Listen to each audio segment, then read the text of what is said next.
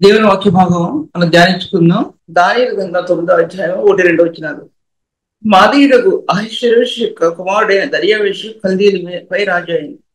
అతని ఏలుబడిలో మొదటి సంవత్సరం మందు దానియేలు నేను యెహోవా తన ప్రవక్తయగు దానియేలు 9వ అధ్యాయం 1-2 వచనాలు. తన ప్రవక్తయగు ఇర్మీయాకు సెలవిచ్చి తెలియజేసినట్లు యెరూషలేము పాడుగా ఉండవలసిన 70 సంవత్సరములు సంపూర్తి అవుతున్నవని గ్రంథం వల్ల గ్రహించితది. అంతటి నేను గోనుబట్ట కొట్టుకుని ధూళి తలపై వేసుకుని ఉపవాసం ఉండి ప్రార్థన విజ్ఞాపన చేయటకై ప్రభువు దేవుని ఎదుట నా మనసు నిబ్బరం చేసుకుంటుంది. ప్రార్థన చేసుకుంది. దేవాని కొందనములు తండ్రి, దయాళుడానికి స్తోత్రములు. మీ సన్నిధి ఇచ్చి నడిపించండి ప్రభా. ఈ వాక్యం ప్రవచనాత్మకమైనటువంటి మీ సత్యాలు ఎలా సంపూర్చబడ్డాయో, ఎలా నెరవేర్చబడ్డాయో, దేవుని గ్రంథంలో భూత భవిష్యత్ వర్తమాన కాలాల్లో ఎలా సంపూర్తి చేయబడుతూ వచ్చాయో తండ్రి, ఇవన్నీ కూడా ఇందులో దాచిపెట్టబడి ఉన్నాయి ప్రభా. కానీ నువ్వు నాకు అనుగ్రహించిన జ్ఞానం చొప్పున తండ్రి బయలుపరచడానికి సహాయం చేయండి. నీ జ్ఞానానికి మించింది ఏది లేదు కనుక ప్రభు మరే జ్ఞానం ఇందులో తండ్రి సమకూర్చబడకుండా, ఇందులో యాడ్ చేయబడకుండా ఏ జ్ఞానం కూడా ప్రభు నీ పరిశుద్ధాత్మ యొక్క జ్ఞానాన్ని ఆత్మలు నింపి నాకు అనేకులకు దీవెనకరంగా చేయమని యేసు నామములో స్తుతించి వేడుకుంటున్నాను తండ్రి.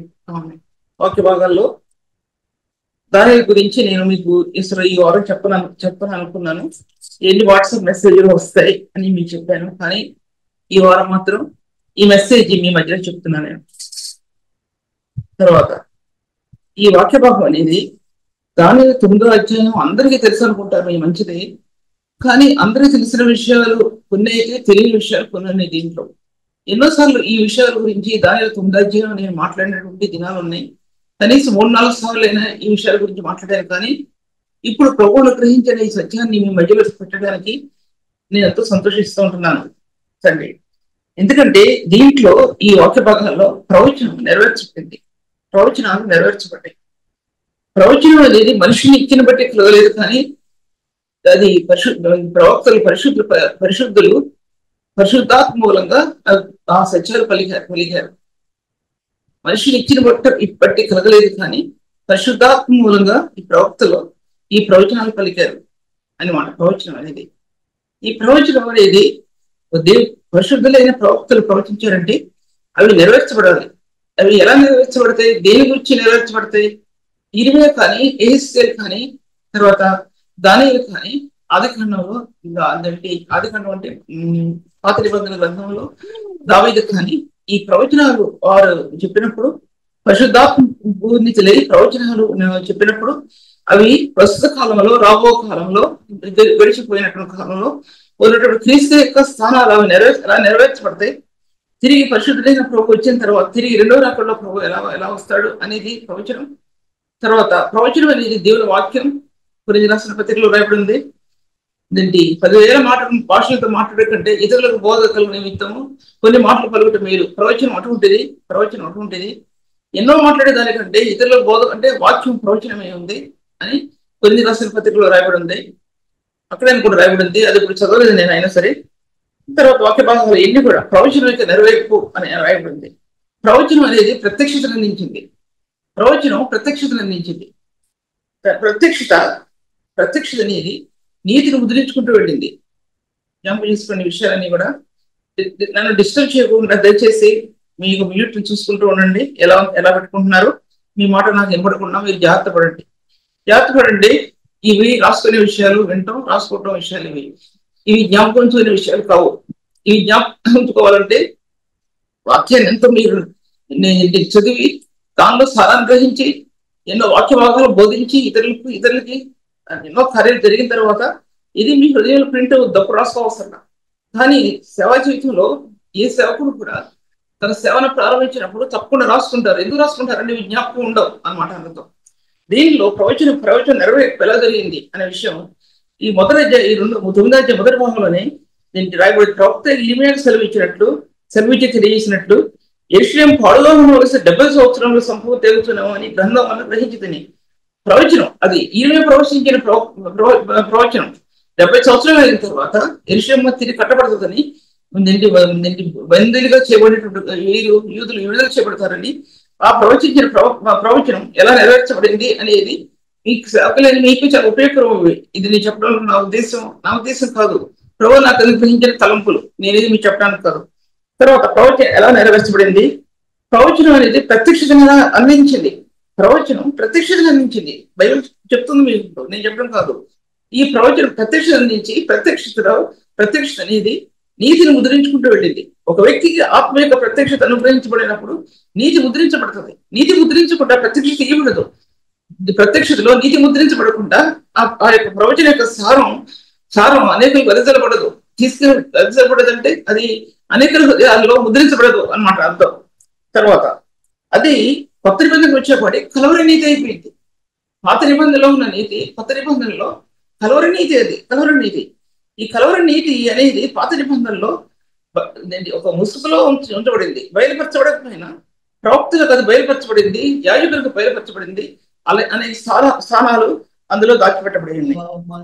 అందులో దానిని చేసినటువంటి ప్రార్థన భూత భవిష్యత్ వర్తమాన కాలంలో ఉన్నటువంటి విషయాలన్నీ కూడా అందులో చూపించబడ్డాయి. అవి ఎలా నెరవేర్చబడతాయి? భూతకాలంలో జరిగినవి, వర్తమాన కాలంలో జరుగుతున్నవి, భవిష్యత్ కాలంలో ఎలా జరుగుతున్నవి అనే విషయాలన్నీ కూడా దాంట్లో చూపించబడుతూ ఉంటున్నాయి. తర్వాత మాట ఏంటంటే తను ఎలా నిలబడ్డాడంటే ప్రధాన యాజకుడుగా నిలబడినటువంటి ప్రార్థన. అది 9వ అధ్యాయం దానియేలు. ప్రధాన యాజకుడుగా మొట్టమొదటి ఏం చెప్పాను కదా, జ్ఞాపకం పెట్టుకోండి. ఎలా నెరవేర్చబడింది, ఎలా ప్రత్యక్షపరచబడింది, ప్రత్యక్షత ఎలా జీవాన్ని అందించింది, ప్రత్యక్షత ఎలా నీతిని ప్రకటించింది, నీతిని ఎలా ముద్రించింది. మొదటి భాగం మీకు చెప్పాను. రెండో భాగం చెప్తున్నాను మీకు, నేను పాయింట్స్ చెప్తాను, జ్ఞాపకం చేసుకోండి. రెండోది ప్రధాన యాజకుడు, ఆయన క్రీస్తు మార్గంలో నడిచిన వ్యక్తి దానియేలు. క్రీస్తు యొక్క ప్రధాన యాజకత్వం చూపించబడుతుంది దానియేలులో. ప్రధాన యాజకుడు అనబడిన వ్యక్తి ఉట్టిగా వెళ్ళి ప్రార్థన చేసి వెనక్కరాడు.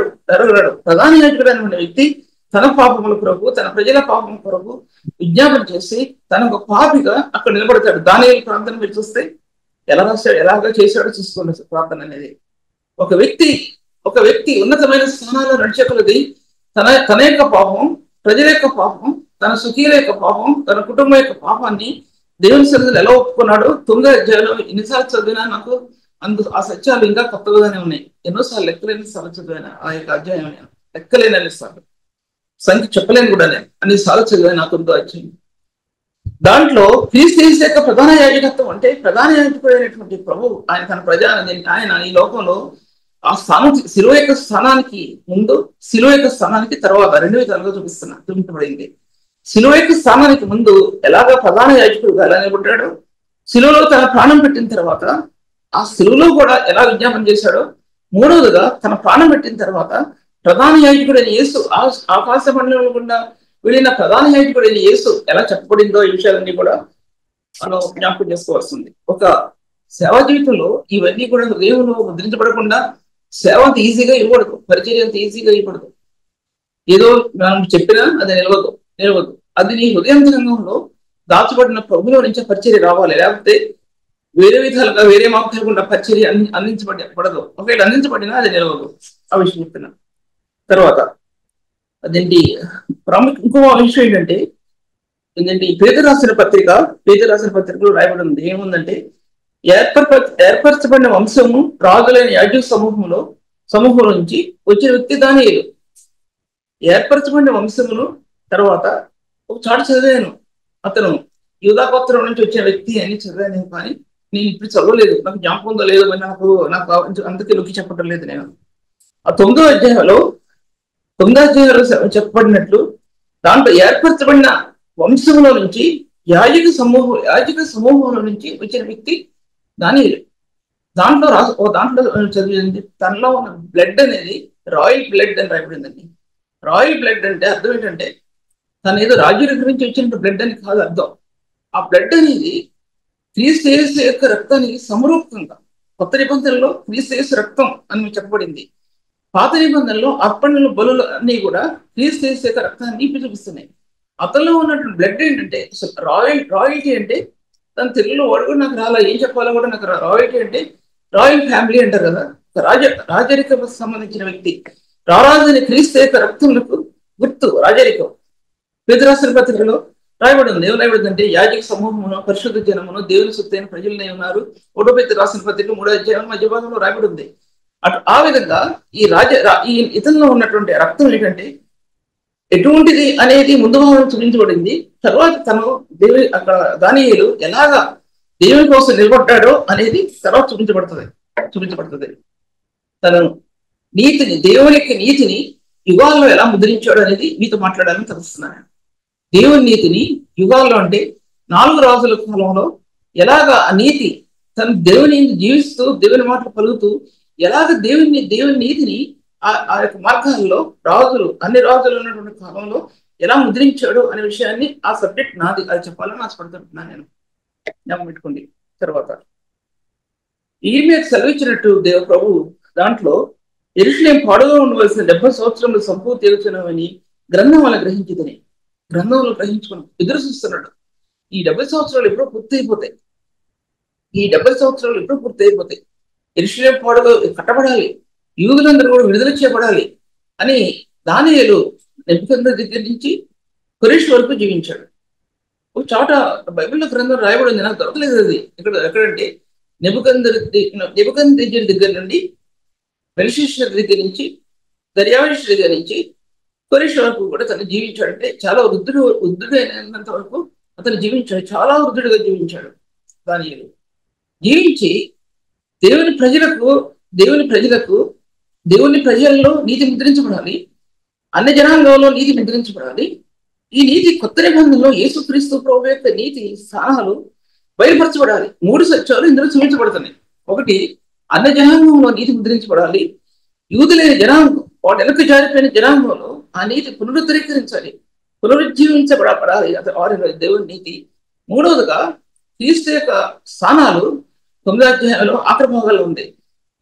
యుగాల్లో ఉన్న నీతి ముద్రించుటకు, పరిశుద్ధ స్థలమును అభిషేకించుటకు నీకు 70 వారములు సమయం పడుతుంది అని ఆ విషయం నేను మీ మధ్యలో చెప్పలేనవి. నాకు తెలిసినా సరే నేను ఈ సమయంలో ఇంత విపులీకరణ ఇవ్వడానికి కుదరదు. కొంతవరకు మీకు చెప్తాను. ఎంత నేను దాంట్లో తెలిసిందంటే ఎంతో ధ్యానించినప్పటికీ కూడా ఇప్పుడు అంత అర్థం చేసుకోవటానికి కూడా మనకి సామర్థ్యం ఉండాలి అర్థం చేసుకోవటానికి అని నేను అనుకుంటున్నాను, మీ గురించి కాదు.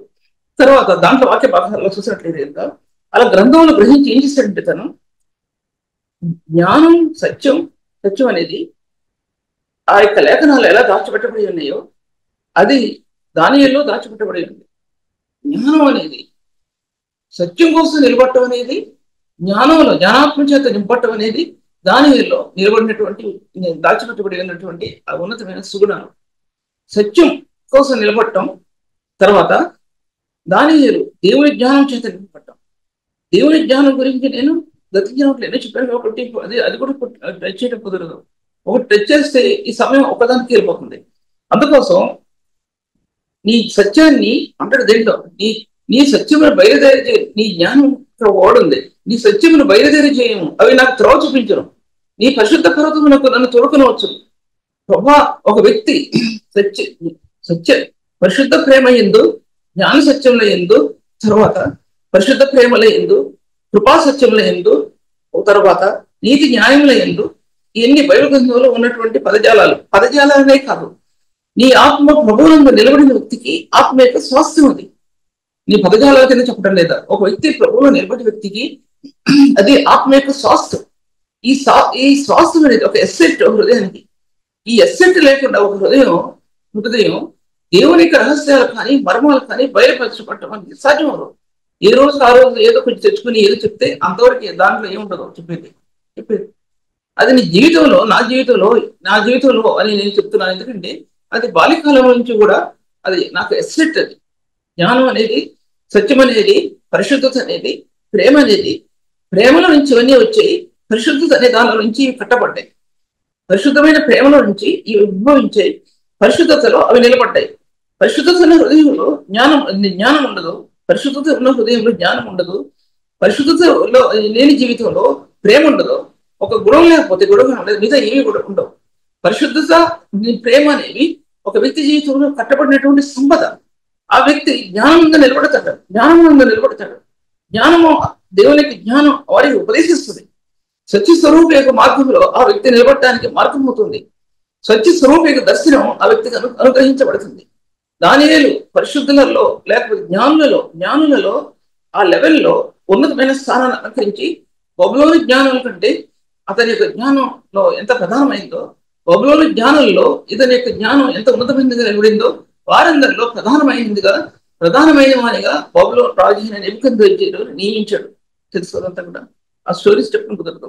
బబులోను రాజు నెబుకద్నెజర్ ప్రధానమైనటువంటి జ్ఞానుల్లో ఆ యొక్క నెబుకద్నెజర్ కాలంలో ఉన్నటువంటి ఆ బెబిలోనియన్ ఆ యొక్క రాజ్యంలో ఇతన్ని ప్రధానమైనటువంటి జ్ఞానం కలిగిన వ్యక్తిగా అతన్ని నియమించాడన్న విషయాన్ని నేను మీకు తెలియజేస్తుంటున్నాను.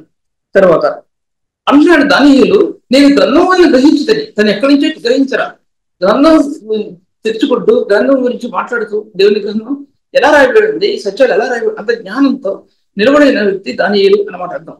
తర్వాత అక్కడ ఆ యొక్క తన జీవించిన విధానంలో దేవుని నీతి ఎలా ముద్రించబడిందంటే అతని యొక్క జ్ఞానంలో దేవుని నీతి విప్పారింది, లేకపోతే నీతిలో జ్ఞానం తెలియపరచబడింది.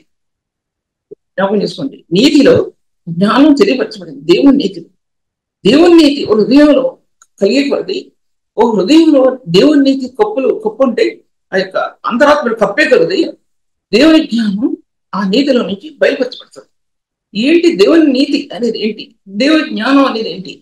దేవుని నీతి అనేది ఒక వ్యక్తి పాపం నుంచి విడుదల పొందిన తర్వాత దేవుని నీతి ఆత్మలో వెలవెలలాడుతుంది, ఆత్మలో ప్రకాశిస్తుంది. దేవుని నీతిని మైమర్పు తొడుక్కుని ఎఫెసీ పత్రిక 5 నీతిని మైమర్పు అన్నాడు. ప్రభువా నాకు నీతి వస్త్రాన్ని ధరింపజేశావు ఏమంటాడు. ఏ గ్రంథంలో రిఫరెన్సెస్ ఉన్నాయి. తర్వాత యెషయా గ్రంథంలో నీతి అంటాడు. దాంట్లో ఆ నీతి చేత ప్రభువా నన్ను కప్పావు, రక్షణ వస్త్రాన్ని నాకు ధరింపజేశావు, నీతి చేత నన్ను కప్పావు. ఆ నీతి అనేది సామాన్యమైన నీతి కాదు, ప్రకాశించే నీతి, పరలోక జ్ఞానంలో ప్రకాశించే నీతి, పరలోక మర్మాల్లో ప్రకాశించే నీతి, పరిశుద్ధుని ప్రేమలో ప్రకాశించిన నీతి నీ హృదయ అంతరంగంలో, నీ అపవిత్రమైన హృదయ ఆలోచనలో, నీ హృదయ తలంపుల్లో, ఇతరులను నువ్వు తలంచి యోచించే యోచనలో, నీ హృదయం యొక్క చీకటి కార్యాల్లో, అంధకార కార్యాల్లో, ఎవరికి తెలియనుకున్న రహస్య స్థానంలో ఈ నీతి నింపబడితే తప్ప, ఈ నీతిలో జీవిస్తే తప్ప ఆ వ్యక్తి రాణించరు. దేవుని నీతిని కలిగి ఉన్నా అని చెప్తే కుదరదు, ఎట్టి పరిస్థితులు కూడా కుదరదు. ఆ నీతి పరిశుద్ధమైన నీతి శిలువ రక్తంలో ఏరులై ప్రవహించిన రక్తంలో ఈ నీతి కప్పింది. సుమా నేటి పరిశుద్ధుని నీతి కప్పింది.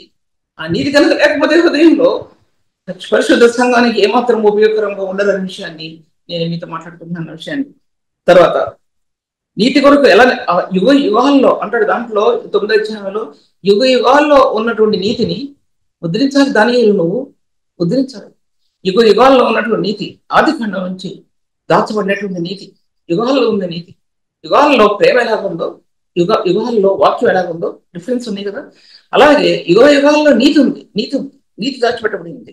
ఎప్పుడైతే ప్రభు ఆది ఖండంలో 1:1 ఆ వెలుగులో మార్గాలు, ఎందుకు ఆ వెలుగు అంటే ఒక మాట అనేకమైన మెసేజెస్ మూలమైపోయింది. దానిలో యెహెజ్కేలు అంటాడు, వెలుగు యొక్క నివాస స్థలములు నా యుద్ధం ఉన్నవి, దేవుని యుద్ధం అన్నాడు. వెలుగు యొక్క నివాస స్థలాలు దేవుని యుద్ధం అన్నాడు.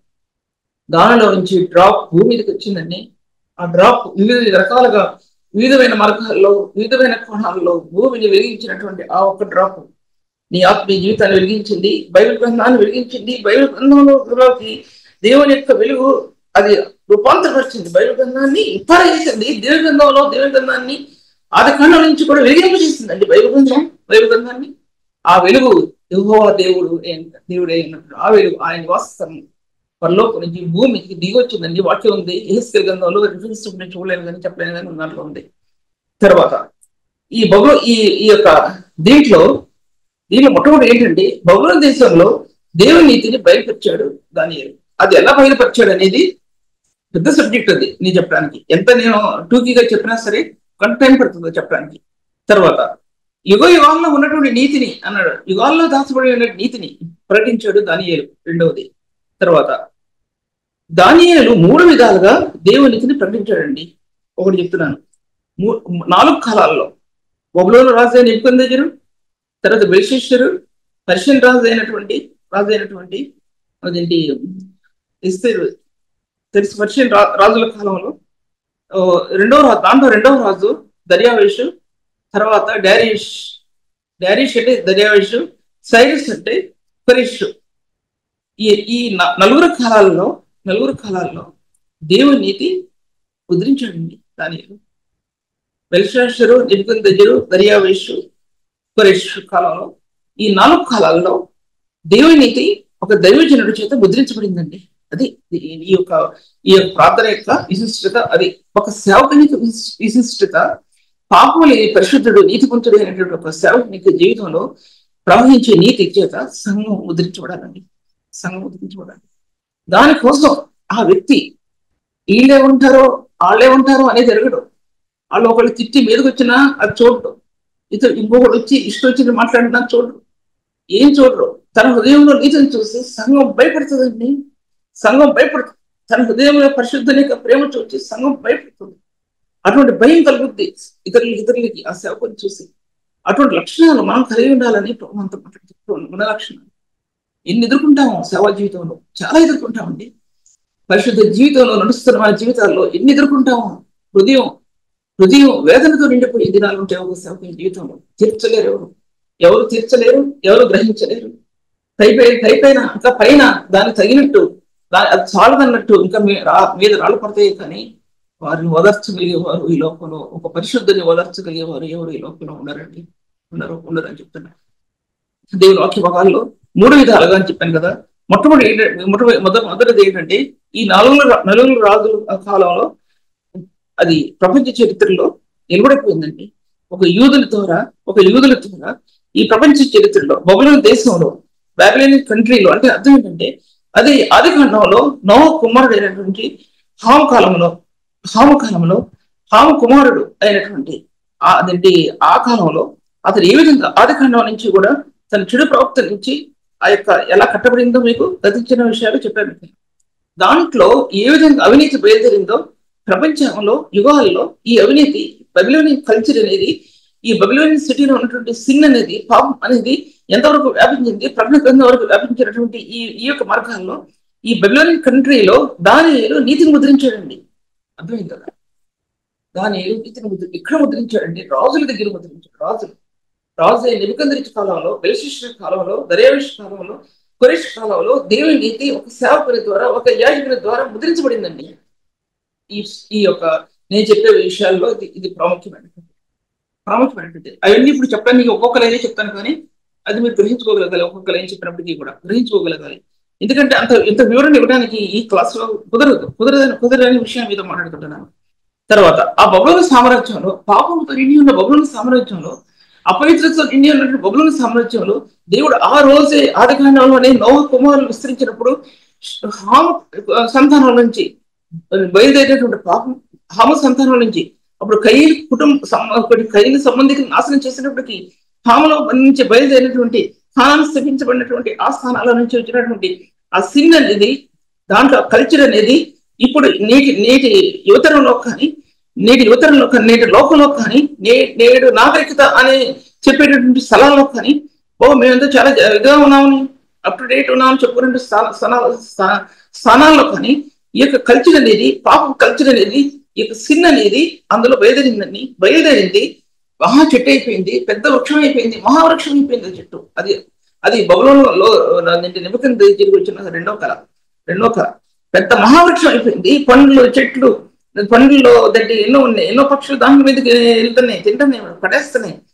ఆ రెండో కళ దాని బబులోను రాసుకొచ్చింది నెబుకద్నెజరుకి. రెండో కళ, మొట్టమొదటి కళ మహా పెద్ద ప్రతిమ కనిపించింది.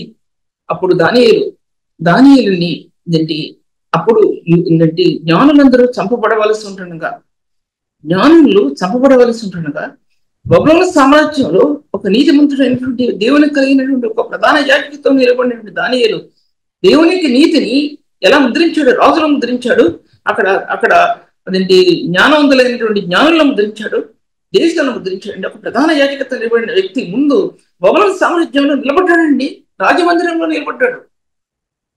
మనం అనుకుంటాం ఏదో జరిగిపోయింది, జ్ఞానం ప్రవచనం చెప్పేసిన ప్రవచనం ఏంటి? మనిషిని ఇచ్చిన బట్టి కలగలేదు. ఒక ప్రవచనం పుట్టిందంటే భూత భవిష్యత్ వర్తమాన కాలాల్లో ఉన్నటువంటి దేవుని సంగతులు ఆ ప్రవచనం మూలంగా రిలీజ్ చేయబడాలి. అది ప్రవచనం. ఈ ప్రవచనం ఒక ఆత్మకి దర్శనం వచ్చిందండి.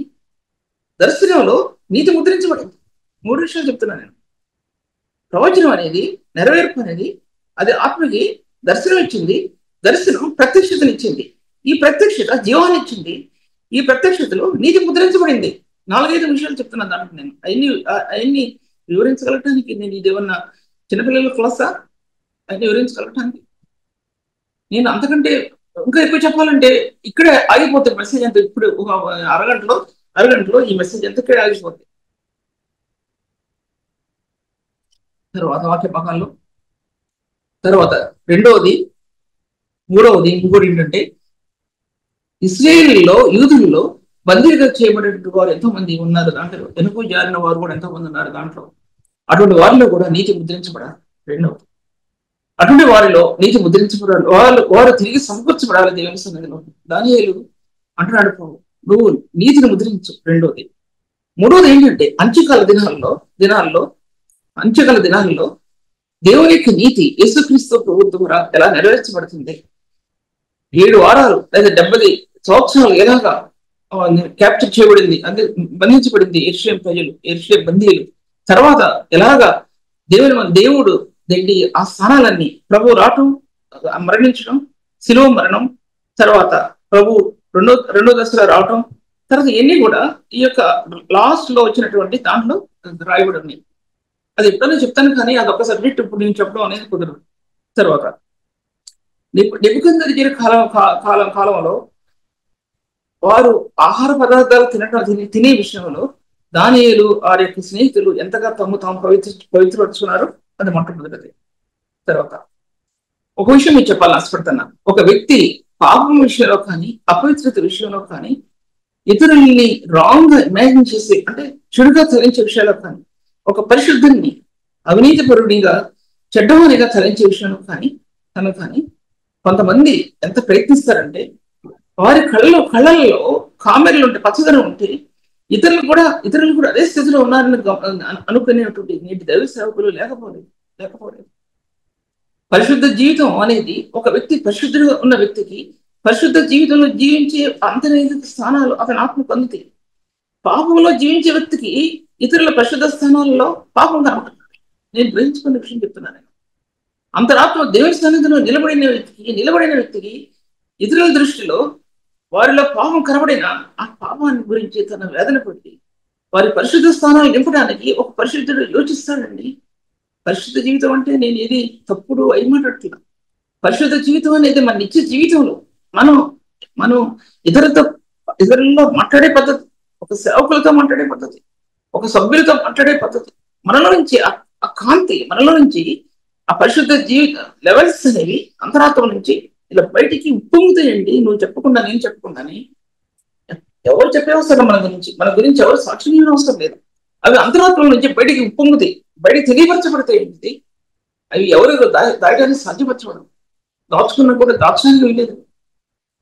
అంతరాత్మ సాక్ష్యం ఇస్తుంది. రేపు మన ఏ జీవితం జీవిస్తున్నాము, మన అంతరాత్మే సాక్ష్యం ఇస్తుంది. రేపు సాక్షులుగా దేవుడు మన అంతరాత్మనే పెట్టాడు.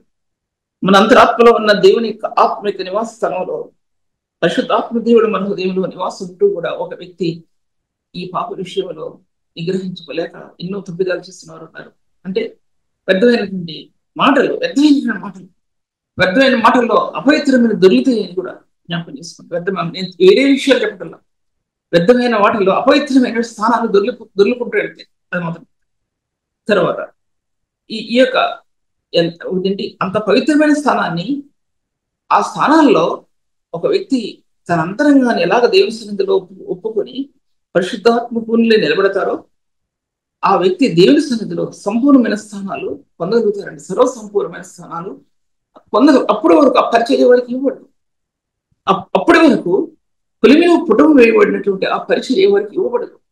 కొలిమిలో పుటం వేయబడిన పరిచర్య ముందు నీ హృదయమై కొలిమిలో అది పుటం వేయబడాలి. ఒక వ్యక్తి పరిశుద్ధమైన వ్యక్తి ఎటువంటి శ్రమలు అనుభవిస్తారో తెలుసా అండి? తెలుసా? నేను చెప్పకూడదు విషయం, నేను చెప్పకూడదు విషయాలు మీరు చూస్తానే ఉన్నారు. ఒక పరిశుద్ధుడైన సేవకుడు పొందేటువంటి దుఃఖం, ఒక పరిశుద్ధమైన సేవకురాలు అనుభవించే కష్టం అనేది దానిలో ఒక కులిమి అంతరంగంలో, ఆ కులిమిలో వేయబడుతుంది వారి అంతరంగం. అసలైన మేలిమ బంగారం బయటికి తీయబడుతుంది. ఆ మేలిమ బంగారంలో పరిశుద్ధమైన స్థానాలు ఆ మేలిమ బంగారంలో బయటికి తీసుకురాబడతాయండి. అది హృదయాంతరంగంలో వేయబడుతుంది ఒక వ్యక్తి జీవితంలో. మామూలుగా సేవకులుగా జీవించే వారి విషయంలో ఎక్కువ శ్రమలు ఉండకపోవచ్చు, కానీ అత్యధికమైన సేవకులు ఈ లోకంలో జీవించే వారికి చాలా శ్రమను అనుభవించుకుంటూ వస్తారు, చాలా కష్టాలు అనుభవించుకుంటూ వస్తారు. ఎవరికి చెప్పలేని స్థానాలు, ఎవరికి వివరించలేనటువంటి స్థానాలు, వారి దుఃఖం ఎవరు తీర్చలేని దుఃఖం, వారి గుండెల్లో ఉన్న వేదన ఎవరికి చెప్పలేని స్థానం, ఎవరు వారి గురించి గ్రహించలేని కఠినమైన హృదయాలు, ఇంత కూడా గ్రహించలేని కఠినమైన హృదయాలు కలిగిన వారు ఎవరంటే సేవకులు ఉంటారు. నేను బయట మనుషులు చెప్పలేదు, అది జ్ఞాపకం చేసుకోండి. అందుకోసం అందులో అంతరంగంలో సర్వసంపూర్ణమైన స్థానం అంతరంగంలో ఏర్పడుతుందండి. పరిపూర్ణమైన స్థానం అంతరంగంలో ఏర్పడుతుంది, సంపూర్ణంగా చేయబడతారు అన్నమాట అర్థం. అప్పుడు తెలియదు, ఆ సమయంలో ఆ దుఃఖంలో తెలియదు. కానీ సంవత్సరాలు గడిచే కొలది ప్రభు ఆయన దుఃఖానికి ప్రతిగా పూదినన్నాడు, బూడిదికి ప్రతిగా పూదినన్నాడు. ఆ బూడిదలో ఆయన ప్రకాశించే ఆయన సత్యాలు, అందులో ప్రకాశించే ఆయన ఆత్మ ఎటువంటిదో అనేది ఆత్మ తెలియపరచబడుతుంది అనే విషయాన్ని నేను మీతో మాట్లాడుకుంటున్నాను. తర్వాత నేను వాక్య భాగాలు చూసినట్లయితే కనుక అందులో నీతియుక్తమైన పరిచర్య ఇవ్వబడింది. నీతియుక్తమైన పరిచర్య, నీతితో కూడిన పరిచర్య ఇవ్వబడిందండి. దాంట్లో ఎన్నో రకాలైన పరిచర్యలు ఉన్నాయి. పరిశుద్ధమైన పరిచర్య ఉంది, మహిమ కలిగిన పరిచర్య ఉంది, ప్రేమ కలిగిన పరిచర్య ఉంది. తర్వాత ఇలాగా ఎన్నో రకాలైన పరిచర్యలు ఉన్నాయి. ఈ పరిచర్యలు, ఎన్నో రకాలైన పరిచర్యల గురించి కూడా మీరు చెప్పలేనంటే మీకు తెలుసు కాబట్టి దాని గురించి కుదరదు. ఇన్ని వాక్య భాగాలు ఆత్మలో సమకూర్చుకొని మీ మధ్యలో చెప్తున్నాను నేను. పరిచర్య, నీతి కలిగిన పరిచర్య ఏంటి, మహిమ కలిగిన పరిచర్య ఏంటి, పరిశుద్ధమైన పరిచర్య ఏంటి, ఇటువంటి విషయాలు, పరలోక సంబంధమైన ఆ పరిచర్య ఏంటి, ఇన్ని సత్యాలు ఎక్కడ దాచబడి అంటే ఒక శిలో యొక్క రక్తంలో దాచబడి దునుమాడిన ఆయన రక్తంలో, పాపం విషయంలో పరిశుద్ధుడు ఏదైనా పడినట్టు ఆ రక్తంలో, ఆ రక్తంలోకి స్థానం నీ హృదయంలో ఉన్నప్పుడు నీ ఆత్మ ఇప్పారే, నీ హృదయం తెరుచుకొని పరిశుద్ధాత్మ దేవుడు నీ హృదయాన్ని ఒక అంతరంగ జీవితాన్ని ఆయన మహిమతో కూడినటువంటి మార్గాలుగా నీ అంతరంగం తెరవబడినప్పుడు అందులో ఉంటుందండి. అప్పుడు అర్థమవుద్దు మహిమ అంటే ఏంటో. నేను చెప్పే మహిమ ఉట్టుటి మహిమ కాదు. నేనేదో మీ ఉట్టుటి మహిమ మీద చెప్తున్నాను అనుకుంటున్నారు, కానీ తెలియని వాళ్ళు అది కాదు, అది కానే కాదు. అప్పుడు అర్థమవుతాయండి హృదయం నుంచి ఏమొస్తాయో, ఎటువంటి పరిచర్య ఇవ్వబడుతుందో, ఎటువంటి మార్గాలు తెరవబడతాయో. అటువంటి పరిచర్యని ఎవరు ఇష్టపడరండి, కానీ కొంతమంది సేవకులు, దేవునితో రహస్యంగా ఉన్నతమైన స్థానాల్లో జీవించే సేవకులు, వారు తప్ప ఎవరు వారిని ఇష్టపడరు చెప్తున్నారు. దేవుని వాక్య భాగాలు చూసినట్లయితే నెంబర్ 1 ఏంటంటే గౌరవం చెప్తున్నాను మీకు నేను. అందుంటి దానియేలు గ్రంథంలో 2వ అధ్యాయంలో 17-18 వచనాలు రాయబడింది. ఆ కళ యొక్క మర్మం తెలుసు కదా. ఫస్ట్ దీన్ని నెబుకద్నెజరు కథ వచ్చింది, బంగారు ప్రతిమ కళ వచ్చింది కదా. జ్ఞానులు చంపబడవలసి ఉంది, చంపేయాలి జ్ఞానుల్ని. అప్పుడు ఈ యొక్క దానియేలు గురించి ఎవరు చెప్పి ఆస్థానాన్ని తీసుకొస్తారు దానియేలుని. అన్ని తక్కువ చెప్తున్నా. తర్వాత నెంబర్ 2 ఏంటంటే రాత్రి దానియేలుకు దర్శనం చేత ఆ మర్మం దానియేలుకు బయలుపరచబడింది. ఆ దానియేలు గ్రంథం 2వ అధ్యాయంలో 19వ వచనం.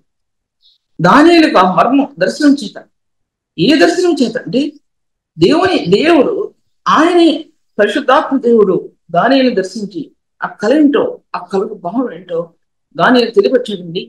అది ఆ యొక్క దేవుని యొక్క రహస్యాల్లో, దేవుని యొక్క మర్మాల్లో పరిశుద్ధాత్మ దేవుడు క్రీస్తు నీతిని ముద్రిస్తే ఇవి బయలుపరచబడతాయి, లేకపోతే బయలుపరచబడవు. దేవుని నీతి, పరిశుద్ధాత్మ దేవుడు కలవరి నీతిని ముద్రించకపోతే ఇవి తప్పుడు దారిలోకి వెళ్ళిపోయి తప్పుడు మార్గంలోకి వెళ్ళిపోతాయి. అది మాత్రం ఖాయం. ఆ సత్యం మీరు చెప్పక తప్పదు. ఒక హృదయం దేవుని నీతిలో జీవించే వ్యక్తి పరిశుద్ధ దానియేలు లాంటి వారు, లేకపోతే అంత గొప్పవారు కాకపోయినా దేవుని నీతిలో జీవించేవారు, పరిశుద్ధులైన వారికి అటువంటి దర్శన భాగ్యం కలిగిందంటే ఆ నీతి పరిశుద్ధాత్మ దేవుడు క్రీస్తు నీతిని ఇప్పార చేసి ఆ దర్శనం ఆత్మ పరలోక మర్మం, పరలోకం నుండి దేవుడు ఆ దర్శనం దానియేలుకు వచ్చి ఆ దర్శనాన్ని ఏంటి దర్శనమో దాని గురించి చెప్పాడండి. దాని తర్వాత 1వ అధ్యాయాన్ని రాయబడింది. 1వ అధ్యాయం రాయబడింది. అప్పుడు దాని ముందు భాగంలో చూస్తే అప్పుడు దానియేలు దేవుని ఎంత స్తుతించారు, లోకం ఉందని దేవుని స్తుతించినట్లు దానిలో రాయబడింది. ఎంత తన స్నేహితులు చెప్తాడు, మీరు ప్రార్థన చేయండి, ఈ కళ ఏంటో నాకు తెలియపరచబడాలి, కళ మర్మం ఏంటో నాకు తెలియపరచబడాలి అని స్నేహితులకు చెప్పి ప్రార్థన చేసినప్పుడు ఆ దేవుడే ఆ మార్గాలు, ఆ స్థానానికి రెవల్యూషన్ అనేది దానిని అందినట్టు మనం చూడగలం. తర్వాత అప్పటి వరకు కూడా షెకినా మహిమ అనేది కెరూబుల హస్తాల్లో మధ్యలో షెకినా మహిమ నిలబడిందండి. షెకినా మహిమ నిలబడిందంటే అది కొత్త నిబంధనలో పునరుత్థానం యొక్క మహిమ. ఈ షెకినా మహిమ ఎక్కడ నిలబడిందంటే ఈ యొక్క కిరూబుల హస్తాల్లో పరలోకం నుండి కిరూబులు ఎహెస్కేలు గ్రంథంలో అవి మోసుకొచ్చే ఆ యొక్క దేవుని యొక్క మహిమాపూర్ణుడైనటువంటి దేవుణ్ణి మోసుకొచ్చి ఎహెస్కేలు గ్రంథంలో రాయబడి ఉంది. అప్పటి వరకు ఆ షెకినా మహిమ ఎన్ని చోట్ల ఉందంటే దేవుని ధర్మశాస్త్రంలో ప్రాతిపలకల్లో ఉంది, ప్రత్యక్ష గుడారంలో ఉంది. ప్రత్యక్ష గుడారాన్ని కప్పినటువంటి ఆ తెరల మధ్యలో ఆ యొక్క అతి పరిశుద్ధమైన స్థలంలో అన్ని ఉన్నాయి కదా, ఎన్ని తెరలతో కప్పబడిందో అన్ని నా హృదయంలో వస్తాయి బయట చెప్పడానికి, కానీ కుదరదు.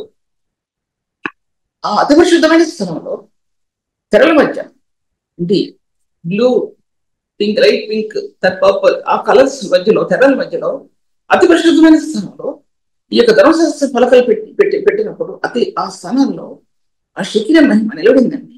దాని చుట్టూ ఇశ్రాయేలీయులు గుడారాలు పెట్టుకున్నారు. రెండోది అక్కడ చెప్తున్నాను నేను. తర్వాత వారు ప్రయాణం వెళుతున్నప్పుడు షెకినా మహిమ వారిని కప్పిందండి. మేఘస్తంభంగా, అగ్నిస్తంభంగా వారిని కప్పుతూ వచ్చి వారు కట్టుకున్న బట్టలు మాసిపోవడం కానీ, వారు వేస్తున్న చెప్పులు తెగిపోవడం కానీ జరగలేదు. పోషించాడు తల్లి తన బిడ్డల్ని ఎలా పోషిస్తుందో అలా పోషించాడు ఆయన. 40 సంవత్సరాలు పోషించాడు ఆయన. వారి మధ్యలో ఆ షెకినా మహిమ నిలబడి తర్వాత వస్త చెప్తున్నాను. తర్వాత ఏంటి, దావీదు తను ఎక్కడికి వెళ్ళినా సరే ఆ మనసాన్ని తర్వాత ఏఫోదుని తీసుకెళ్లకుండా వెళ్ళేవాడు కాదు. దావీదుకి అది తెలుసు, ఆ షెకినా మహిమ ఏంటో తెలుసు. ఆ యొక్క ఏఫోదులో 12 రత్నాల మధ్య 12 గోత్రాల మధ్య ప్రభు ఎలా మాట్లాడే సంగతి దావీదుకి బాగా తెలుసు. తను ఎక్కడికి వెళ్ళినా సరే అది తీసుకెళ్ళేవాడు. ఎందుకంటే దేవుని బలాన్ని గ్రహించినటువంటి దావీదు. సొలొమోను అందుకోసం మందిరం కట్టాలని ఆశపడ్డాడు. సొలొమోను మందిరం కట్టినప్పుడు ఆ మహిమ తిరిగి పరలోకం నుండి భూమి మీదకి ఆ యొక్క అతి పరిశుద్ధమైన స్థానంలో నిలబడినట్లు, సొలొమోను యొక్క ప్రార్థనలో నిలబడినట్లు మనం చూడగలం కదా. అంత చాలా చెప్పాను, బైబిల్ రాయబడి ఉంది. అటువంటి షెకినా మహిమ ఎప్పుడైతే ఇశ్రాయేలీయులు దాసులుగా లేక బందీలుగా అప్పగించబడ్డారో, మందిరం డిస్ట్రాయ్ చేయబడిందో, నాశనం చేయబడిందో, అందులో నుంచి షెకినా మహిమ వెళ్ళిపోయింది. నేటి ప్రస్తుత సంఘ పరిస్థితి అంతే. గొప్ప సంఘాలు, 60 సంఘాల్లో కొట్టాట్లో, దెబ్బలాట్లో, అటువంటి దాంట్లో షెకినా మహిమ లేదు, సిలువ యొక్క మహిమ లేదు, పునరుత్థాన మహిమ లేదు, రక్తంలో దాచబడిన పునరుత్థానం యొక్క శక్తి లేదు. అంటే ఏంటో తెలియదు నేటి పరిశుద్ధులకి. అదంటే ఏంటో తెలియని పరిశుద్ధులు చాలా మంది ఉన్నారు. ఆ మహిమ నిన్ను అలంకరిస్తుందని, నీ ఆత్మను అలంకరిస్తుందని, నీ దర్శనాన్ని ముద్రిస్తుందని, నీ దర్శనంలో ప్రత్యక్ష ఇవ్వబడుతుందని మర్చిపోయి వేరే చెప్తున్నారు. ఎవరికి ఉపయోగం లేవు. వేరు ఆటల్లోకి వెళ్ళి మోసం చేయడం, సంఘాన్ని సభ్యులు మోసం చేయడం అనేది ఎటువంటి చీకటి కార్యం ఒకసారి ఆలోచించుకోండి. అది కాదు దర్శనం అనేది, ప్రత్యక్షత అనేది అది కాదు. ముద్రించబడినటువంటి ప్రత్యక్షపరచబడినటువంటి ఆదర్శనం, దాచిపెట్టబడిన ఆదర్శనం ముద్రించబడినప్పుడు, లేకపోతే ప్రవచనం ముద్రించబడినప్పుడు, ఆ దర్శనం ముద్రించబడినప్పుడు, దర్శనంలో ప్రత్యక్షత ఇవ్వబడినప్పుడు ఈ ప్రత్యక్షత అనేకల్ని నీతిలోని తీసుకొస్తుందనే సంగతి ఎంతమంది సేవకులకు తెలుసండి? బోధ ఎక్కడుంది? ఎక్కడుంది నీ బోధ? పై వాష్ చేసి పంపిస్తే అది అంతవరకు వారి ఆత్మీయ జీవితాలను ఏమాత్రం మేలు చేయదండి. మేలు కరగదు. అంతరంగంలో షెకినా మహిమ లేని వ్యక్తి జీవితంలో, అంటే పునరుత్థాన యొక్క మహిమ లేని వ్యక్తిలో ఇవేమి ఆత్మకు అర్థము. పునరుత్థాన మహిమ అనేది క్రీస్తు యొక్క రక్తం ద్వారా, రక్తం యొక్క కోణాలలో ఈ పునరుత్థాన మహిమ దాచిపెట్టబడి ఉంది. ఎన్నోసార్లు చెప్పిన విషయం గురించి మళ్ళీ ఇంకా నేను చెప్పడం కుదరదు. తర్వాత వాక్య భాగాల్లో చూసినట్లయితే కనుక ఆ షెకినా మహిమ ఎప్పుడైతే ఈ మందిరం యెరూషలేములో కట్టబడినటువంటి సొలొమోను మందిరం అనేది డిస్ట్రాయ్ చేయబడిందో, ఈ మహిమ వెళ్ళిపోయింది, ఆకాశంలోకి వెళ్ళిపోయింది, దేవుని స్థానాల్లోకి వెళ్ళిపోయింది. ఆ మహిమ లేదు. ఎంత వేదన ఉందంటే దానియేలుకి, అయ్యో ప్రభా, దీనికి అందరికి కారణం ఎవరంటే నేను ప్రభా, అందరికి కారణం నీతిమంతుడు పరిశుద్ధుడైనటువంటి దానియేలు. ప్రభా, వీటికి అన్నిటికీ కారణం నేను, నా ఇంటి వారు ప్రభా, నా ఇంటి వారి వలన. బైబిల్ ఉందండి 9వ అధ్యాయంలో, నా ఇంటి వారి వలన ఈ పాపం కలిగింది ప్రభా. పరిశుద్ధ సేవకుని యొక్క లక్షణాలు అండి అవి. ఒక పరిశుద్ధ సేవకుని యొక్క లక్షణాలు అవి. నా వల్ల కలిగింది ఇది, ఎవరి వల్ల కలాల? నా కుటుంబం వల్ల కలిగింది ప్రభా. ఎప్పుడైనా ఒక వ్యక్తి లోబడకపోతే, సంఘం లోబడకపోతే, అక్కడ నిలబడే సేవకుల యొక్క జీవితాల్లో ఏది నిలబడాలంటే నేను, నా కుటుంబం. వారి పాపం చేయకపోవచ్చు, వారి పాపంలో నిలబడకపోవచ్చు. కానీ దావీదు అదేంటి పాపం చేసినప్పుడు ఏ విధంగా ఏడ్చాడో, అది నిజంగా చేశాడు, ఏడ్చాడు దావీదు పశ్చాత్తాపంతో. కానీ పాపం చేయనటువంటి వారు పాపం మీద మోపుకుని అడగడం అనేది తీసేసే యొక్క నిర్దోషత్వానికి, తీసేసే యొక్క పవిత్రతకి అది అది గుర్తున్నది. అది గుర్తు. నిర్దోషి అయిన నిష్కపి అయిన ప్రభు ప్రజల పాపాన్ని తన మీద మోపుకొని ఎలాగ దేవుని సన్నిధిలో అంగలార్చాడో దానికి గుర్తు. దాని గుర్తు. ఆ విధంగా హృదయం లేకపోతే, ఆ విధంగా హృదయం కడగబడకపోతే దేవుని నీతి వారి హృదయంలో ఉండదు, లేదు. షెకిన మహిమ ఎలా వెళ్ళిపోయిందో పరలోకానికి, అలాగే దేవుని యొక్క మహిమ యొక్క స్థానం సంఘం విడిచిపెట్టి నిన్ను విడిచిపెట్టేస్తే సంఘాన్ని విడిచిపెట్టేస్తే నీ హృదయంలో లేకపోతే సంఘంలో ఉండదు. నీ హృదయంలో అది కట్టడాలు కడతాయి, సంఘంలో కట్టడాలు కడుతుంది. నీ హృదయంలో కట్టడాలు లేకపోతే సంఘంలో కట్టడాలు కట్టదు. దేవుని వాక్యాన్ని బట్టి మాట్లాడుతున్నా. ఇక్కడ మీరెవరో నాకు తెలియదు, నేనెవరో మీకు తెలియదు. అర్థం చేసుకోండి. తర్వాత ప్రవచనము దర్శనం ముద్రించి చెప్పాను, దర్శనం ప్రత్యక్ష అని చెప్పాను, ప్రత్యక్షత నీతిని ముద్రించిందని చెప్పాను నేను. తర్వాత ఈ యొక్క వాక్య భాగాలన్నీ కూడా అవి ప్రాఫిటికల్ అంటే ప్రవచన సంబంధమైనటువంటి దానియలు గ్రంథం, ఎజ్రా, నెహెమ్యా, ప్రవచనాల యొక్క సారం అనేది ఈ 4 గ్రంథాలు. అవన్నీ ప్రవచనాల సారం అనేది, ప్రవచనాలు ఎలా నెరవేర్చబడేవి అని రాజుల కాలంలో, పూర్వకాలం ముందు ఆ కాలాల్లో ఎలాగా నెరవేర్చబడ్డాయి, ఫుల్ఫిల్ చేయబడ్డాయి. ప్రాక్టికల్ అని రాయబడింది, హిస్టారికల్ అని రాయబడింది. చరిత్రాత్మకమైనవి, ప్రాక్టికల్ ప్రవచనాత్మకమైనవి. అవి ఈ గ్రంథాలు చెప్పబడుతున్నాయి. అవి ప్రవచనాలు నెరవేర్చుకునేది, అది ప్రవచనాలు. ఒక విధంగా చెప్పాలంటే బైబిల్ గ్రంథం అంతా ప్రవచనాల యొక్క సారం. బైబిల్ గ్రంథం అంతా కూడా ఆది కాలం ముందు ప్రవక్తలు ప్రవచన సారం, తన్నే దేవుడు కుమారునికి ఇచ్చినటువంటి ఆ స్థానం, పరిశుద్ధులు క్రీస్తుని గురించి ప్రవచించిన సారం, రాబోయే క్రీస్తు గురించి ఈ ప్రాక్టికల్ అంటే, ఇది ప్రాక్టికల్ అంటే ప్రవచనముల యొక్క మార్గాలన్నీ కూడా ఈ బైబిల్ గ్రంథంలో రాయబడి ఉన్నాయండి. దీన్ని ఒక మూల కూడా మనం నెరవేర్చలేకపోతాం. దీనికి ఆసరా చేసుకుని తప్పుడు వాటిలోకి వెళ్తున్నారు, కానీ దీన్ని ఆసరా చేసుకుని అనేకమైన దర్శనాలకు వెళ్తున్నారు. కానీ ఈ దర్శనం అనేది పరిశుద్ధాత్మ దర్శనం, నేటి సంఘానికి ఇచ్చే దర్శనం అని ఎంతమందికి సేవకులు గ్రహించగలుగుతున్నారండి? శిలువ యొక్క దర్శనం తప్పితే వేరే దర్శనం లేదు. శిలువ యొక్క ప్రత్యక్ష తప్పితే మరొక ప్రత్యక్షత లేదు. నూతన నిబంధన సంఘానికి మరొకటి లేదు. శిలువ మార్గంలో దాచబడి ఉన్న ప్రభు యొక్క పరిశుద్ధ మార్గం తప్పితే వేరొక మార్గం లేదు. మనకి ఎన్నో వస్తాయండి దర్శనాలు, రావచ్చు. నేను వాటిని విమర్శించడం లేదు. నేను అసలైన దర్శనం గురించి చెప్తున్నా, మీకు అసలైన దర్శనం గురించి చెప్తున్నా. నాకు కూడా వస్తాయి 3 దర్శనాలు, దాని గురించి నేను మాట్లాడటం లేదు. అసలైన దర్శనం ఇది, అసలైన దర్శనం. ప్రవచనాలండి ఇవి. ఈ ప్రవచనాలను విడదీసి వాక్యం చెప్పడం, అది ప్రవచనం యొక్క సారం అనేది అన్నమాట అర్థం. తర్వాత అందుకోసం అన్ని జనాంగంలో, అన్ని రాజుల మధ్య దేవుని నీతిని ప్రకటించాడండి. నోహు ఎలాగ దేవుని నీతిని ప్రకటించాడో, దానియేలు ఎలా దేవునికి నీతిని ప్రకటించాడో, అలాగే యోబు దేవుని నీతిని పట్టుకుని ఎలా వేలాడాడో, ఈ ముగ్గురు గురించి యెహెజ్కేలు గ్రంథంలో వర్డ్ రాయబడిందండి. ఆ రిఫరెన్స్ పైన రాసుకున్నాను, కానీ చూస్తాను, చెప్తానని చెప్పలేను.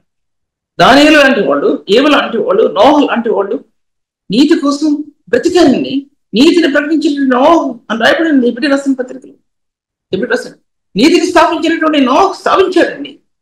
ఒక సేవకునికి హృదయం నీతిని స్థాపించాలి. సంఘంలో నీతిని స్థాపిస్తే అనేక మంది పాపాత్ములు, దేవుని ఎరగని వాళ్ళు ఆ నీతిని చూసి భయపడతారండి.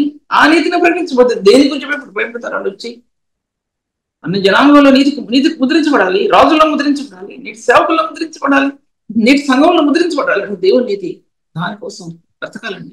ఆ దేవుని నీతి కోసం బ్రతకాలనే విషయాన్ని నేను మీతో మాట్లాడుకుంటున్నాను. ఇది ఒకటి చెప్పి నేను ముగించేస్తాను శ్రవోదయం. తర్వాత ఈ దానియేలు అంటాడు, ఆకాశం ముందు దేవుడు ఉన్నాడు, ఆయన అన్నాడు.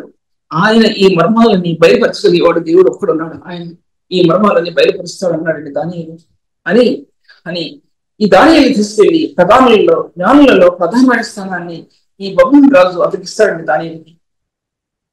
30 మంది మధ్యలో, సరిగా నాకు నెంబర్ చెప్పలేదు, అంతమంది మధ్యలో ఇతను ప్రధానమైన స్థానం ఇచ్చినప్పుడు వాళ్ళందరికీ కూడా దానియేలు చాలా సేవ చేస్తుందండి.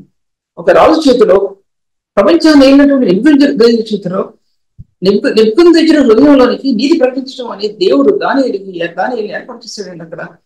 తర్వాత దర్శనంలో అది ఒక పెద్ద ప్రతిభ కనబడింది అని వివరించినప్పుడు టూకీగా చెప్తున్నాను మీకు నేను. తర్వాత ఆ ప్రతిభ యొక్క తల బంగారంతో చేయబడింది. రెండవదిగా చెస్ట్ అదే రొమ్ము భాగం, చేతులు అవి కూడా సిల్వర్ తో, వెండితో చేయబడ్డాయి. మూడవదిగా కడుపు భాగం, తొడల భాగం బ్రాస్ తో, ఇత్తడితో చేయబడ్డాయి. లెగ్స్, కాళ్ళు, ఫీట్, కింద పాదాలు ఐరన్ అంటే ఇనుముతో చేయబడ్డాయి. ఒక పాదం ఒకటి మట్టితో చేయబడ్డాయి. 4 విషయాలు చెప్తాను. మొట్టమొదటిది హెడ్ అనేది, చెప్తున్నానంటే మీరు కొంచెం ఆలోచించుకోండి, ఇంకా ఏం చేస్తారో మీరు చేసుకోండి, మీరు చెప్తున్నాను. హెడ్ అనేది బంగారంతో చేయబడింది. అది ప్రపంచం యొక్క పవర్ అనేది నెబుకద్నెజరు చేతిలో దాచిపెట్టబడింది. ప్రపంచం రాజ్యాన్ని ఏ వ్యక్తి, ఏ హామైతే ఒక రాజ్యం నెలకొల్పుకున్నాడో, ఈ రాజ్యం ప్రపంచ దేశాల మీద ఒక శాటిలిక్ రీజియన్ అది కట్టబడిందండి. ప్రపంచంలో అది కట్టబడింది. దాంట్లోకి ఎంతమంది వెళ్ళిపోతున్నారు? విశ్వాసం వెళ్ళిపోతున్నారండి. విశ్వాసం కాని వాళ్ళు వెళ్తున్నారంట, నేను విశ్వాసం వెళ్ళలేను, దాంట్లోకి వెళ్ళిపోతున్నారు. ఈ నైజం అనేది నేటి యొక్క సంఘ వ్యవస్థని కొడతా వచ్చింది. ఎందుకంటే సేవకుడు బలవంతుడుగా ఉంటే దాన్ని జయిస్తాడు. సేవకుడు బలవంతుడుగా లేకపోతే సేవకులు అవి ఎంటర్ అవడానికి ఎవరు కారకులు అంటే సేవకులు కారకులు అండి. నేను చెప్పాలి కదా, నేను ఎంత మెసేజ్ ఇచ్చి నేను వెనకేసుకొస్తే కుదరదు కదా. ఇంత మెసేజ్ ఇచ్చి నేను తప్పుడు మార్గాలు చెప్తే కుదరదు కదా. ఎవరు కారకులు అంటే సంఘాన్ని ఏలుబడి చేసేటువంటి సేవ చేయటం. సంఘ వ్యవస్థలో ప్రతిష్ఠిత, సంఘ వ్యవస్థలో క్రీస్తు యేసు యొక్క నూతనమైన స్థానం, రాయల్ బ్లడ్, పరిశుద్ధుల యొక్క బ్లడ్ అంటే ఆ శక్తి, శిలువ యాగం సంఘంలో లేకపోతే ఇవి సంఘంలోనికి జ్వరపడటానికి ఇది ప్రధానమైన మార్గం అయిపోయిందండి. ఆ కల్చర్, బబిలోనియన్ కల్చర్, దానిలో ఉన్నటువంటి అవినీతి, అక్రమం, నీతి లేని జీవితాలు, పాపంతో కాంప్రమైజ్ అయినటువంటి జీవితాలు, పాపానికి పరిశుద్ధతకి భేదమైనటువంటి జీవితాలు, నీతికి అవినీతికి సంబంధం లేనటువంటి భేదాలు, జీవమైన దేవునికి విగ్రహాలకు పొందికలేనటువంటి జీవితాలు, అటువంటి జీవితాలు కలిగినటువంటి నేటి సంఘ వ్యవస్థలో పరిశుద్ధులైన ప్రభు శిరస్సు అయి ఉండవలసినటువంటి నేటి సంఘ వ్యవస్థ ఎక్కడ దెబ్బతిందంటే ఆలోచించుకుని ఒకసారి ఎక్కడ దెబ్బతింది. నేను తెగించి వాక్యం చెప్తున్నానండి. తెగించి వాక్యం చెప్తున్నాను. ఎందుకు చెప్తున్నానంటే నేను ఇవి ఘనంగా ఎక్కువ నిలబడి చెప్పడం లేదు. తెగించి వేదనతో సిద్ధపరచుకునే ఈ వాక్య భాగాన్ని. నా లోకం వేరు, నా జీవితం వేరు. అటువంటి జీవితంలో నా హృదయంలో ప్రభు సిద్ధపరిచిన వాక్యాలు మీకు చెప్తున్నానంతే. కానీ ఏ అథారిటీతో కానీ ఏ ఘనతతో కానీ ఇక్కడ నేను మీ మధ్యలో కూర్చొని చెప్పడం లేదనే విషయాన్ని కూడా మీ మధ్యలో నేను మాట్లాడుతున్నాను. తర్వాత ఆ యొక్క తల బబులోన్ సిటీలో ఆయన నెబుకద్నెజరు యొక్క స్థానం ఏంటంటే బంగారు శిరస్సు. అది. రెండవదిగా చెస్ట్ అండ్ ఆర్మ్స్ అంటే రొమ్ము భాగం, చేతులు కూడా సిల్వర్తో చేయబడ్డాయి. సిల్వర్ అంటే వెండితో చేయబడ్డాయి. అది పర్షియన్ సామ్రాజ్యం. అది ఎప్పుడైతే బబులోను సామ్రాజ్యం కూలిపోయిందో బెల్షర్ రాజు అయ్యాడో, బెల్షస్సర్ రాజు అయిన తర్వాత అక్కడ కూడా దానియేలు అక్కడ రాయబడినటువంటి రాతకి అర్థం చెప్తాడు. ఎక్కడ ముద్రించాడు? నీతి బబులోను రాజులో ముద్రించాడు, బెల్షస్సరులో ముద్రించాడు. ఆ బెల్షస్సరు అతన్ని, ఈ దానియేలుని ఇంకా ఉన్నతమైన స్థాయిలో తీసుకొస్తాడు. అతనిలో దేవుని వాక్యం నెరవేరిందో లేదో నాకు మాత్రం తెలియదు. కానీ బబులోను నెబుకద్నెజరులో మాత్రం రెండో కళకు అర్థం చెప్పేటప్పటికి ఆ బబులోను రాజ్యం అనేది అతనికి తీసేయబడుతుందండి. పశువు లాగా గడ్డి తింటాడు అని రాయబడుతుంది. చదవండి, మీకు తెలిసిపోతుంది కదా, వివరించండి, టైం లేదు కాబట్టి వివరించలేను. పశువు లాగా గడ్డి తింటాడండి. దానిలో చెప్పిన కాలం అంత గడిచిపోయిన తర్వాత ఆకాశం వైపు కర్రలెత్తి ప్రభువుని స్తుతిస్తాడండి. ఒక రాజు గడ్డి తిన్నాక అప్పుడు దేవుని స్తుతించాడండి. రాజు గడ్డి తిన్నాక ప్రపంచాన్ని ఏలిన రాజు, యుగాల్లో నిలబడిన రాజు, సెటిలిక్ రీజన్ లో నిలబడి ఈ రాజు, ప్రపంచ చరిత్ర నిలబడి ఈ రాజు ఎప్పుడైతే ప్రభుని స్తుతించాడో అతనికి రాజ్యం అతను మరలి ఇవ్వబడిందండి. బైబిల్ గ్రంథం ఉంది కదా. నీతి, క్రీస్తు యేసు యొక్క నీతి అతను ముద్రించబడింది. దానికి కారకులు ఎవరు అంటే దానియేలులో ఉన్నటువంటి నీతి. ఆ నీతి మనలో ఉంటేనే నేటి సంఘంలో ఆ నీతి ముద్రించబడుతుందండి. పెద్ద వాళ్ళలో, దుష్టుల్లో, దుర్మార్గుల్లో సహితం కూడా నీతి ముద్రించబడుతుంది. అది మనలో లేకపోతే సాధ్యపరచబడుతుంది. ఒక వ్యక్తి ఉన్నతమైన స్థానాల్లో నిలబడటానికి, దేవుని నీతి నెరవేర్చడానికి సాధ్యపరచబడదనే విషయాన్ని నేను మీతో మాట్లాడుతున్నాను. రెండవదిగా పర్షియా సామ్రాజ్యం అనేది అదేంటి అహష్వేరోషు వెళ్ళాడు. ఎన్నో 127 సంవత్సరాలు, 127 సంస్థానాలు, చూడలేదు ఇప్పుడు నేను, 127 సంస్థానాల్లో హిందూ దేశం వరకు, పురుష దేశం వరకు రాజ్యం వెళ్ళాడు పర్షియా రాజు. అలాగే నెబుకద్నెజర్ కూడా అలాగే వెళ్ళాడు. రాజ్యాలు, సామంత రాజులు అందరూ అతని చేతుల్లో ఉన్నారు. అటువంటి రాజు అహష్వేరోష్ ఎస్తేర్ వివాహం చేసుకున్న తర్వాత ఆ సామ్రాజ్యం ఎలా కట్టబడిందో ఆలోచించుకుంటారు సార్. చరిత్ర అర్థం ఉంది. ఒక రాణి, ఎస్తేరు రాణి, ఈ 4 కాలాలలో అంటే ఎలా దానియేలు దేవుని గురించి ఎలా ప్రకటించాడో, ఎస్తేరు ఆ పర్షియన్ రాజ్యంలో ఒక నక్షత్రంలా ప్రకాశించిందండి. ఒక యూదురాలు, కన్యక, చిన్న పిల్ల, టీనేజర్ రాణిగా చేయబడినప్పుడు 14 సంవత్సరాల బాలిక దేవుని ఏంటి అక్కడ ఎంత ప్రార్థన పురాలు ఏంటుందండి. తండ్రి వద్దకి పినతండ్రి ఎంత ప్రార్థన చేస్తుంటాడు. ఎజ్రా, నెహెమ్యాలు ఎలా ప్రార్థన చేస్తుంటారండి. అటువంటి స్థానానికి రాణిగా అక్కడ పంపించడానికి ఎజ్రా వాళ్ళు ఒప్పుకోలేదండి. చాలా బాధపడతారు. ఈ అమ్మాయి ఒకవేళ రాజు భార్యకు అంగీకరించకపోతే ఈ అమ్మాయి సంగతి ఏంటి? దేవుడికి అనుగ్రహించి దేవుని స్థానాల్లో, దేవునికి ఏర్పాట్లో ఈమె రాణిగా చేయబడింది. ఒకవేళ రాణిగా చేయబడకపోతే అందరి కన్యకల్లాగా తను దానిలాగా నిలబడిపోయేది. అందరూ చాలా మంది ఒప్పుకోలేదు. పెద్ద వాళ్ళు అప్పుడు ఆ దినాల్లో ఎజ్రా లాంటి వాళ్ళు, నెహెమ్యా లాంటి వాళ్ళు చాలా తొందర చేశారు. మొర్దెకై యొక్క విశ్వాసం వేరు. ఒక నీతి పరిశుద్ధుడైన హృదయంలో జరగబోయే సత్యాలు ఆత్మకి తెలియపరచబడతాయండి. కొన్ని ఒక వ్యక్తి మాట్లాడుతుంటే ఆ వ్యక్తి జవాబు చెప్పడానికి హృదయం క్షణం ఆలోచిస్తుంది మాట్లాడటానికి. ఏ మాట మాట్లాడితే గొడవలు వస్తాయి. ఇది స్వల్ప విషయం మీద మాట్లాడుతుంది. ఒక పరిశుద్ధుడు జూ అనే వ్యక్తి జీవితంలో షెకీనా మహిమ నిలబడిపోయి ఉందండి. షెకీనా మహిమ పరిశుద్ధుల్లో, నేను చెప్పేది అందరిలో కాదు, పరిశుద్ధుల్లో, సేవకుల్లో, ఆ దినాల యూదుల్లో ఆ మహిమ నింపబడింది. కాబట్టి ఈ ప్రపంచ దేశ చరిత్రలో యూదుల యొక్క జీవితం అంత ఉన్నతమైన స్థాయిలో నిలబడిందండి. ఆయన వాగ్దానం అది. వారు సరిగ్గా జీవించకపోయినా, అపవిత్రంగా జీవించిన దేవుడు కనికిరంతో నింపేటని ఈ ప్రపంచ దేశాల్లో నేటి ఇశ్రాయేలు జీవితం ఎలా ఉందంటే అసలు అటువంటి దేశం ఎంత ఆలోచిస్తుందండి. ఇతర దేశంలో యుద్ధం చేయడానికి ఎంత ఆలోచిస్తుందండి. తొందరపడి నాశనం చేయడానికి ఒప్పుకుంటుందా? లేదు. వాళ్ళకున్న పరిజ్ఞానం కానీ, జ్ఞానాత్మ కానీ ఎటువంటివి ఇస్రాయేల్ దేశానికి ఇచ్చినటువంటివి ఒక ఆర్డినరీ మానవుడు కూడా గ్రహించుకోగలుగుతున్నాడండి వాళ్ళ దేశం యొక్క గొప్పతనాన్ని. పెద్ద వాళ్ళ సంగతి తర్వాత సంగతి. అటువంటిది ఇది చెప్పేసి ముగించేస్తాను, టైం అయిపోతుంది కాబట్టి.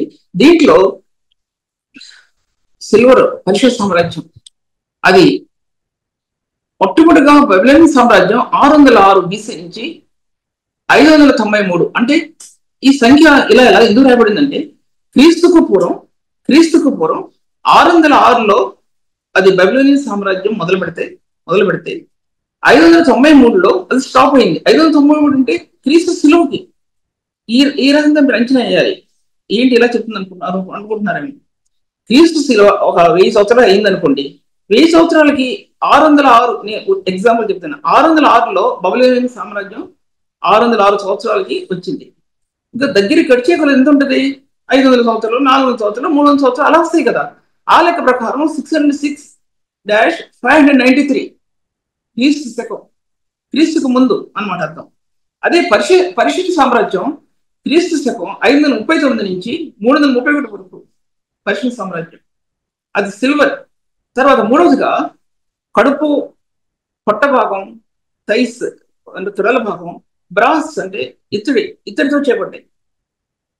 బ్రాస్ అంటే ఇత్తడే కదా. 331 సంవత్సరం నుంచి 323 సంవత్సరం వరకు ఆ రాజ్యం నిలబడింది. అది ఇత్తడిని పోలింది. తర్వాత లెగ్స్ అండ్ ఫీట్ అవి ఐరన్ తో మట్టితో, ఒక పాదం ఐరన్ తో, ఒక పాదం మట్టితో. ఈ రెండింటికి పసుపు కదండి, ఈ రెండింటికి పసుపు. అది క్రీస్తు శకం 322 నుంచి ఇది ఏడి, క్రీస్తు శకం 322 నుంచి ఏడి 476 వరకు ఆఫ్టర్ క్రైస్ట్ బిఫోర్ క్రైస్ట్ రాయబడింది దాంట్లో. ఇది సంఖ్య తేడా ఉంది చూసుకోండి. అలాగా ఈ కాలాల్లో ఈ సామ్రాజ్యాలు ఏర్పరచబడింది. ఇప్పుడు దేశ పరిస్థితి ఎలా ఉందంటే పసుకట్ల ఒకరికొకరికి. దేశాలకు పసుకట్లేదు, ఒక దేశంలో రాజకీయ నాయకులకు పసకట్లేదు, ఒక కుటుంబంలో పసకట్ల, సంఘ వ్యవస్థలో పసకట్లేదంటే కుదరట్లా. అసలు ఒకటి చెప్తే ఒకటి చెప్తే ఒకటి. దేవుని యొక్క ఆత్మీయ స్థానంలో ఆ వ్యవస్థ నిలబట్టం లేదనే విషయం చెప్పడానికి చాలా బాధపడుతున్నాను. ఏదో నీ గర్వంగా చెప్పలేదు. తర్వాత ఈ యొక్క వాక్య విభాగాలు హిస్టారికల్ అంటే చరిత్రాత్మకమైనవి, ప్రాఫిటికల్ అంటే సత్య ప్రాఫిటికల్ అంటే ప్రయోజనాత్మకమైనవి. అటువంటి దాంట్లో నిలబడినటువంటి ఈ దేశాలు, రాజ్యాధిపతులు, దానిలో ఉన్నటువంటి దానిలో ఉన్నటువంటి యూదులు, ప్రధానమైన వారు, మధ్యగలిగిన వారు, ఎజ్రా, నెహెమ్యా వీళ్ళందరూ కూడా చరిత్రాత్మకమైన ప్రాఫిటికల్ అంటే ప్రవచనాల యొక్క మార్గాల్లో ఫుల్ఫిల్ చేయబట్టడానికి నిలవనటువంటి స్థానాలు అవి సంపూర్తి చేయబట్టడానికి దేవుడు ఆ సువార్తని ముందుగా ఆ మార్గాన్ని దేశాల్లో ముద్రించడానికి వాళ్ళని ఏర్పాటు చేస్తున్నాడండి దేవుడు.